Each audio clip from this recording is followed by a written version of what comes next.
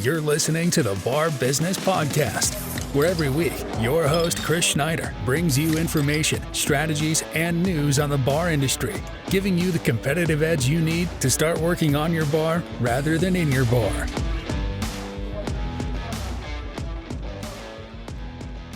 Hello and welcome to this week's edition of the Bar Business Podcast, your ultimate resource for bar owners. I'm your host, Chris Schneider. In today's episode, I'm going to share some personal stories and really make a case for why managing from your P&L and focusing on cash flow are keys to success in the bar business.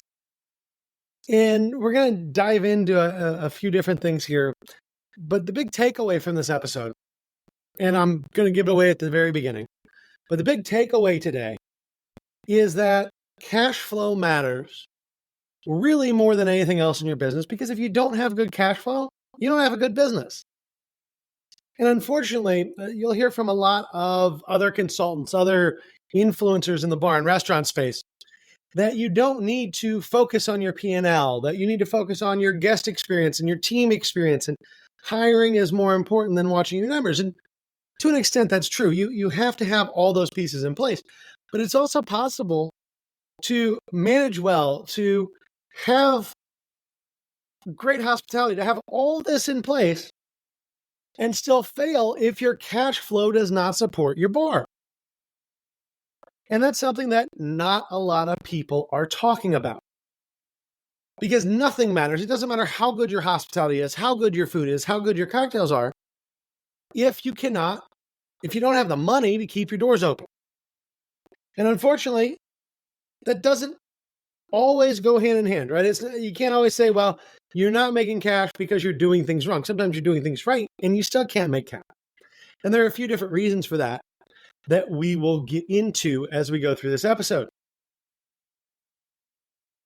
But again, the whole purpose of the conversation today is to really focus on and to illustrate for everyone listening that money matters, cash flow matters. We're in business to make profit. And unfortunately, regardless of how great you are, regardless of how many people like you or don't like you or anything else, cash is what matters. And the way I'm going to approach this, so I said I was going to share a personal story, and I'm going to share a story that I have not shared before. Partially because it's a story about my parents and a restaurant they had, and they're both dead, so I wish them no ill will, and I wouldn't want to speak publicly about what they did and say they did a bunch of things wrong, and they really didn't. But they didn't have cash flow. They had to close the doors. And so this story starts when I was about 8 years old, and my parents bought a restaurant that existed in Indianapolis called Something Different. And it had a bar attached to it called Snacks. And it was, Snacks was small plate, tapas, really good beer for the time period, which meant, in the mid-90s, we had 20 beers on the list because craft beer was nothing like it is today. And Something Different that was next door to it was a fine dining restaurant. And when I say fine dining, I mean old school fine dining, tablecloths, very formal, a little rigid, definitely something that you don't see much in today's restaurant scene. You might find some old school fine dining in larger cities where there's, quite frankly, enough old people that still want to dine that way, that it exists. Because even now when you think fine dining, you can see Michelin star restaurants that don't have tablecloths. So the perception of what people want has changed, and we'll get into this as we go through, but that's really what caught my parents up, and that's what stopped their cash flow. And so this restaurant, Something Different, they had phenomenal chefs throughout the time they owned it. They had it for about 10 years. I think it was 94 to 2004. And they had great chefs, and they had great service, and frankly, critically, were one of the best restaurants ever in the state of Indiana. And anyone listening to this from Indiana that's in the business, if you are over 40 or so, you've probably heard of it because it was a big deal. And it was not uncommon for one of the chefs that was there, a guy named Steve Oakley, who is a phenomenal chef that has his own restaurant now. But Steve was nominated for James Beard Awards a number of times. It was not unusual for 2 or 3 times a year to be featured in Nation's Restaurant News or to have the cover. And they were the first restaurant in Indiana, and I believe the only restaurant in Indiana, ever inducted in the Fine Dining Hall of Fame. Now, when they were inducted into the Fine Dining Hall of Fame, for those of you that are familiar with it, and I'm not even sure it exists anymore, to be real honest, but it is restaurants that you've heard of. Most of them are still around. A lot of them aren't, but most of them that were in that Fine Dining Hall of Fame in the 90s and early 2000s, they're still around. And it was Nation Restaurant News. It's the top restaurants in the country, period. They had 5 diamonds from AAA too. Like, critically, they did very, very well. And it's hard, now looking back at it, obviously I have a biased view, but it's hard to say that the food wasn't good, or the service wasn't good, or the wine wasn't good, or the atmosphere wasn't good. They had a gorgeous building. Everything about it, from the sense of service and the sense of hospitality and quality and making sure the staffing was right, all that was there. You know, one of the things I talk about a lot and that I like to focus on is the idea of a cohesive concept. I'll tell you right now, this was 2 concepts in one business, but they were both cohesive. They worked. They interacted well with each other too. So even though it was 2 concepts, 1 business, 1 kitchen, it really worked well. And for the conversation of did they have a cohesive concept? Absolutely they did. Everything lined up with exactly what you would expect for that type of restaurant. So what happened? If all these things are good, what actually happened? And what happened was partially, actually, a lot of what happened was outside of their control and changes in society and things that we'll talk about. But some of what happened was failure to adapt and decreasing cash flow. So there were 2 big, for those of you that are younger, there were 2 big major economic events in the late 90s and early 2000s that really stopped fine dining in this country. And I don't mean nice dining, right? There's still that, but I'm talking old school, traditional, very regimented fine dining, if you will. And you had the dot-com crash in the late 90s, and then you had 9/11. And one of the things that 9/11 caused that a lot of people don't think about nowadays, but that really affected the restaurant industry, is it basically halted international travel.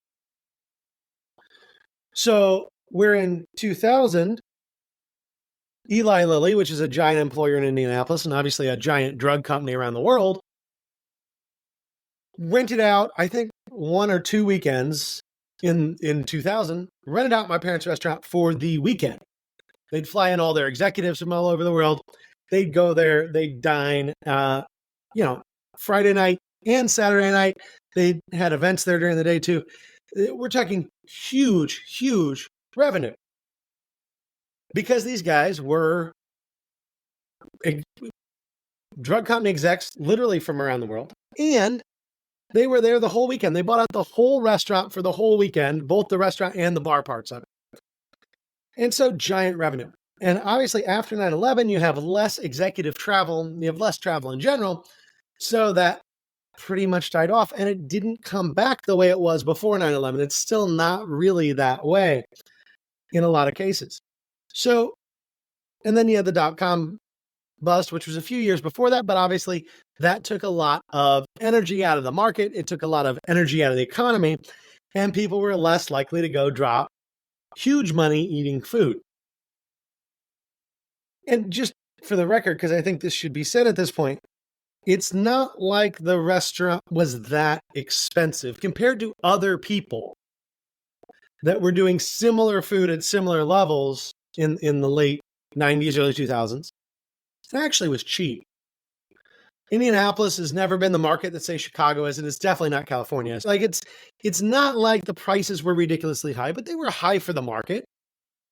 There were 3 or 4 or 5 other restaurants that kind of lived in that sphere in Indianapolis.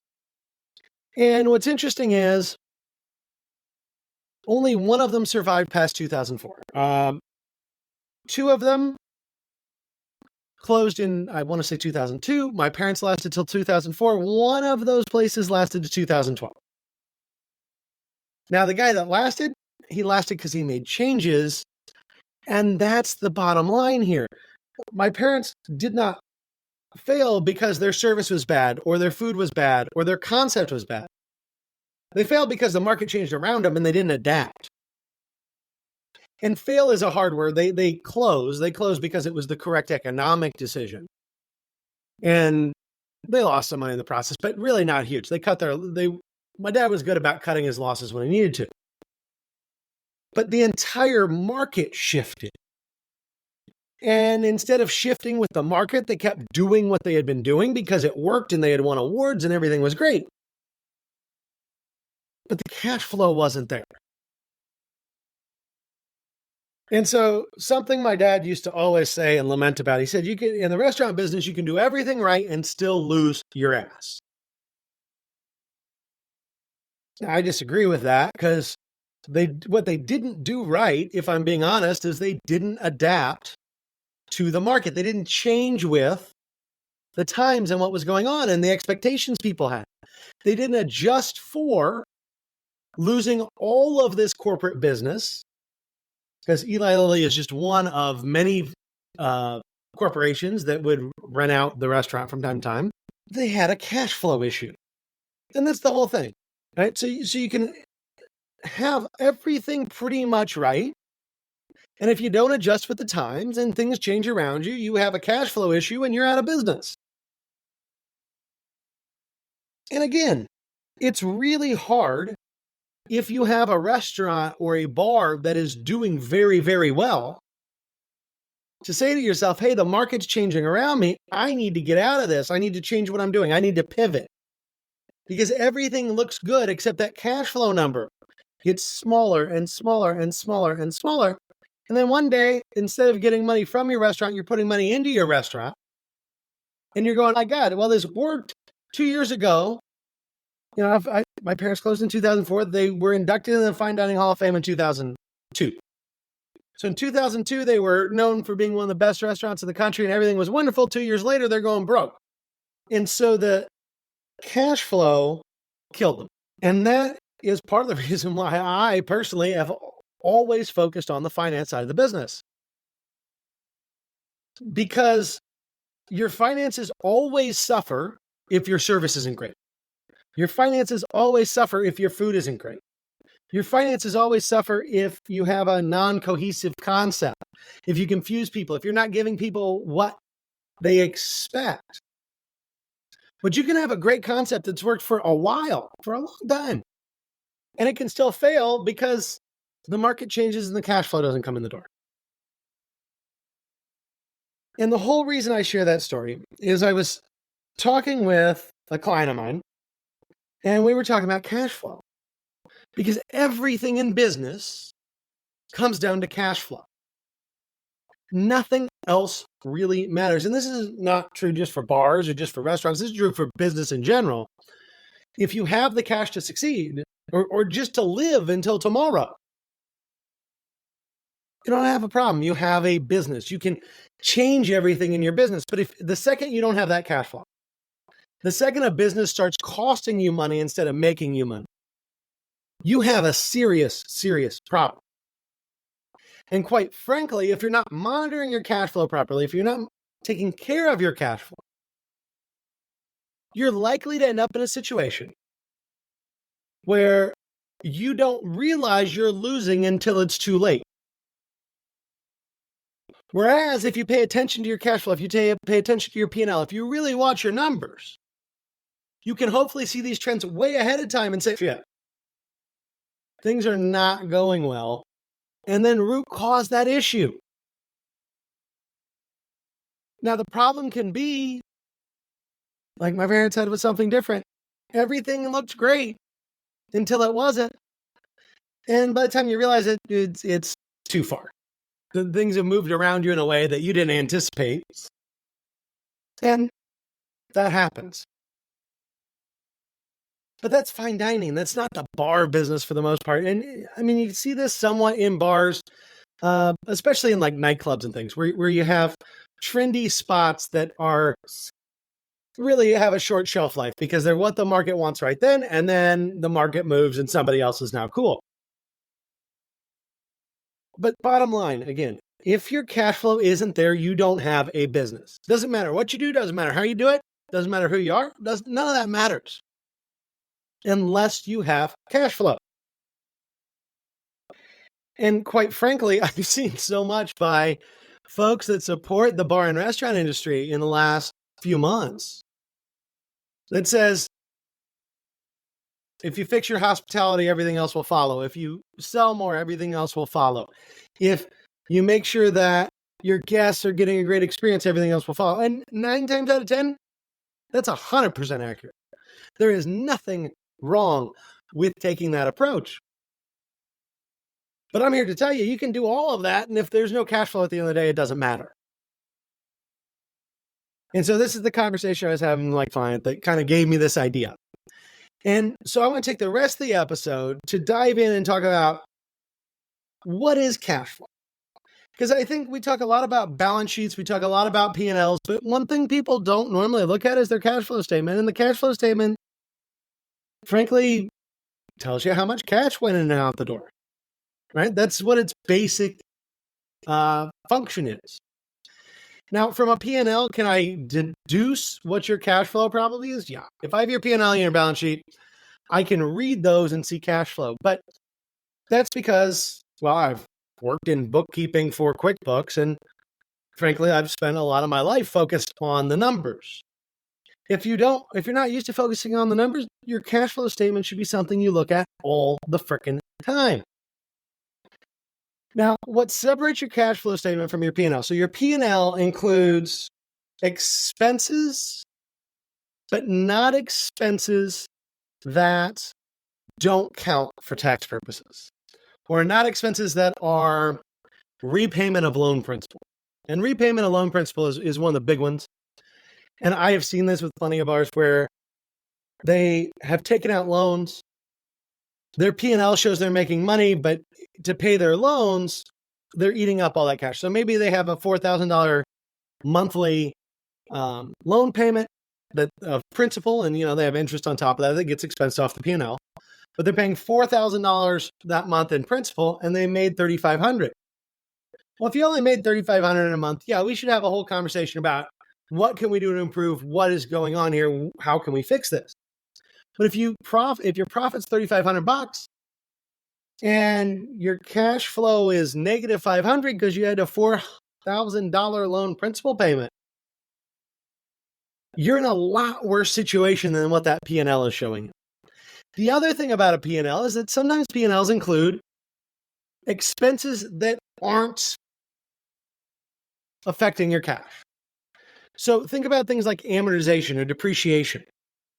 Or if you're expensing things on an accrual rather than cash basis. And we've talked about the differences between accrual and cash, but real quick example, you buy insurance. Your insurance is $12,000 for easy math, and it's in May. So on a cash basis accounting in May, you would spend $12,000. In accrual basis accounting, you take that $12,000. You put it on the balance sheet as an asset called prepaid insurance, and every month you expense $1,000. So that means that in May, I spent $12,000 on insurance, but I only expensed $1,000. So my P&L is going to show an expense of $1,000, but my cash I put out $12,000. So it's an $11,000 difference. Now the next month, because I didn't actually spend any cash on my insurance, it's already been prepaid. It's just an accounting maneuver essentially at this point. Insurance expense is $1,000, but my cash outflow is $0 on that portion. So my P&L is going to show a lower number than my cash flow. Now with amortization and depreciation, it's even worse because especially if you just bought a place and you bought an existing place or you bought a bunch of equipment, that amortization and depreciation, that cash was spent a long time ago. In the United States, most restaurant equipment is going to be about a 7-year depreciation schedule. So you're expensing what you bought 7 years ago this year still.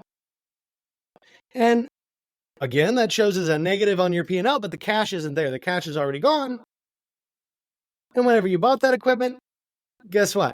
That cash left, but it wasn't expensed at that point in time. So if you don't intricately understand the back and forth between your P&L and your balance sheet and your cash flow statement, and even if you do, the easiest way to look at this is just to pull up a cash flow statement from time to time and to actually see where your cash is going. I would recommend reviewing it every month. Because, again, whether you made 10 grand or negative 10 grand on your P&L, it's important. It's good data for your business. It's something you need to be on top of. But what matters more to a small business is, do I have 10 grand more or 10 grand less cash than I did at the beginning of the month? And quite frankly, there are tons of scenarios that I could play out for you where your P&L is positive 10 grand or negative 10 grand and your cash flow is zero. So you have to understand cash flow and the cash flow statement being just measuring the money in and out of your account. Now, one thing you should absolutely not do, and a lot of people do as a proxy to looking at cash flow, is that they just look at how much money is in their bank account.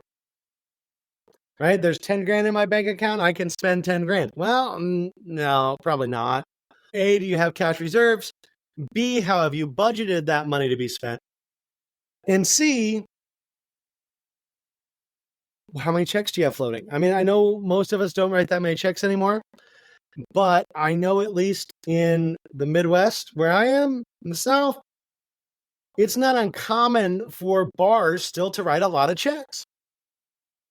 And so if you have 10 grand in your account, but you're floating 5 grand in checks, you don't have 10 grand to spend, you have 5. The other thing about just looking at your bank account is that, as anyone that's in the bar business knows, credit cards don't get deposited instantaneously. Things like fees don't get pulled out instantaneously. And so you have to understand that what your bank balance shows may not, and often never, accurately reflects the actual spending ability you have for your business. It doesn't affect what we could call your free cash or the cash that you actually have available. And so the cash flow statement helps you understand that better. Now, the big reason why cash is so important, and I think it's probably pretty obvious at this point, but let's just break this down real quick. You need cash to do anything. I mean, you can use credit cards, but at some point you got to pay that credit card bill. And if you don't pay that credit card bill, well, then those interest payments are going to add up and make it harder for you to make cash. It's an unfortunate cycle that happens far too often in this business. And it's not necessarily with credit cards, but with a lot of loans. You get a loan to cover a problem, then you end up getting a loan to cover the loan. And next thing you know, you're buried under 5 or 6 loans, and you could profit a huge amount month to month.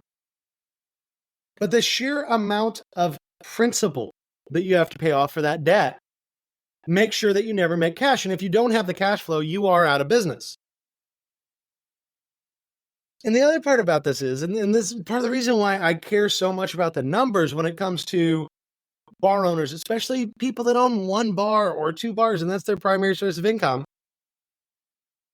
is that that's their primary source of income. So my parents were lucky. My dad was a doctor. They had other jobs. They did other things. And they also had cash on the sidelines that wasn't involved in the business, put into the business to help keep it afloat for a little bit. So, but when your only thing is a bar, when that's all that you have, when that's all that you do, and that's your primary source of income for yourself and your family, if that cash flow isn't there month to month, it has a direct negative correlation on your life.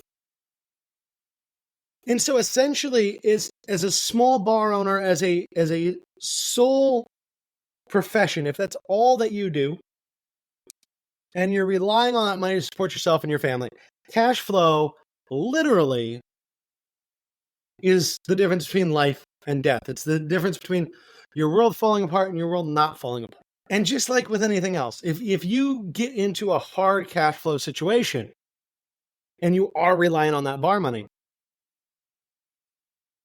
it becomes depressing. It makes it hard to maintain a good mindset. Your company culture will suffer because you're going to be a stressed asshole. And you're going to be a stressed asshole because you're going broke because there's no cash. So, and I feel like I cannot emphasize this enough. And I know there are people out there that will say, well, cash flow is a natural product of doing your job. Okay. Yeah, fine. You can think that. But you can also do critically a good job and not have the cash flow. There's a reason why, particularly in fine dining, a lot of restaurants don't last that long. They may be popular, they may win awards, but they don't have the cash. And so without cash, you have nothing. Now, that's not to say that your cash flow statement and just looking at your cash can replace your P&L. Your P&L does relate to your cash flow, right? Obviously, the profit you make gets added into your cash flow. If you have a loss, that gets subtracted out of your cash flow. But your P&L is important for all the reasons we've talked about with having actionable data, for monitoring different metrics, for being able to find innovative ways to grow your business, for finding ways to support your team better. All that you can see in the P&L.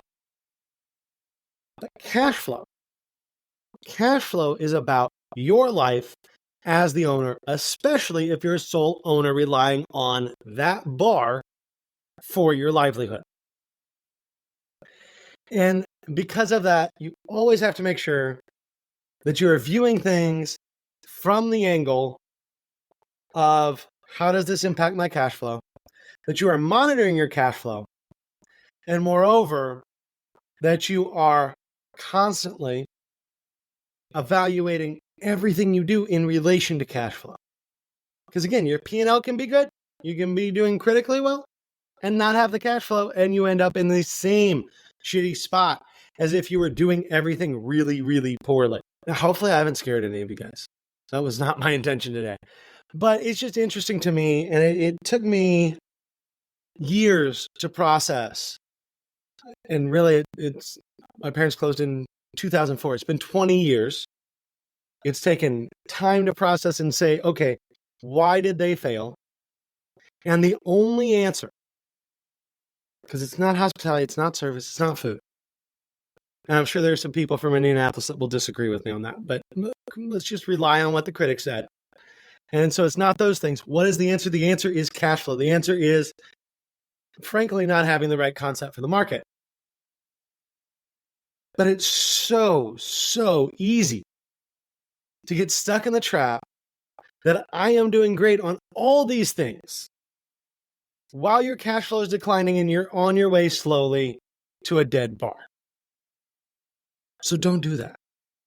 And if you have any questions about your cash flow or want to talk about P&Ls and stuff, as always, schedule a strategy session with me and let's talk through that.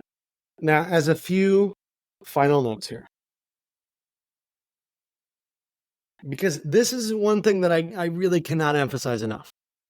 The death to cash flow is over leveraging. So the more money you borrow, the more principal you have to pay back, the lower your cash flow is. And if you think about something like merchant service loans that a lot of bars and restaurants get pulled into because it seems so easy. I'm going to get $5,000. They're going to take it out of the credit cards before they get processed. That's wonderful. Well, I've read a number of those contracts, and trust me when I tell you, you're not getting a good deal.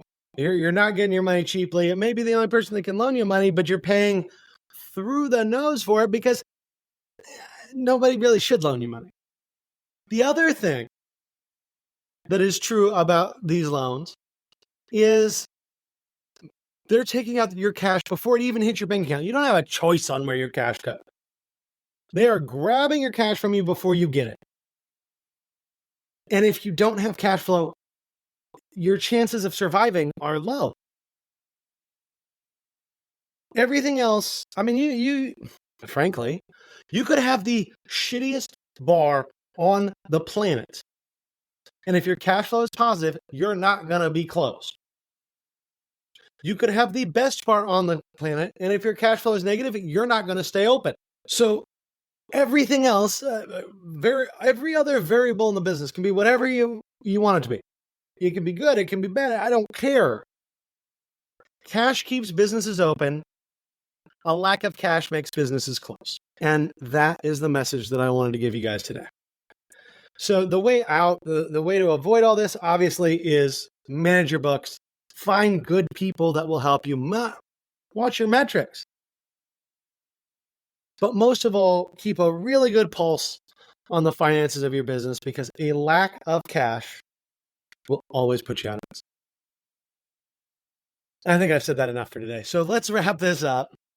If you enjoyed today's insights, if you're weird like me and you like talking about cash flow, make sure you like, subscribe, and leave a review. We are doing more and more interview episodes. We're also doing still just episodes of me talking. So hopefully you enjoy the balance of both of those. But please leave a review or shoot me an email. Let me know what you think.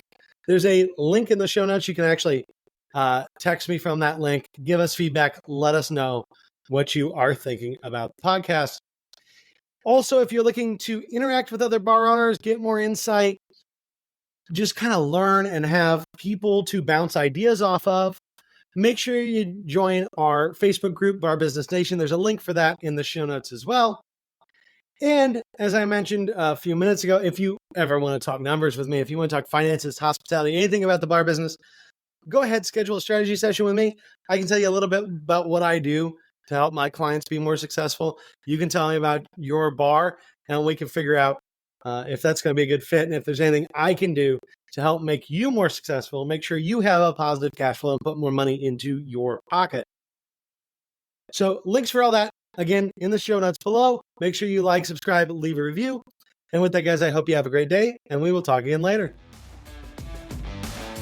Thanks for listening to the Bar Business Podcast. Make sure to subscribe so you don't miss any future episodes. Check out our website at barbusinesspodcast.com and join our Bar Business Nation Facebook group for more strategies and tips.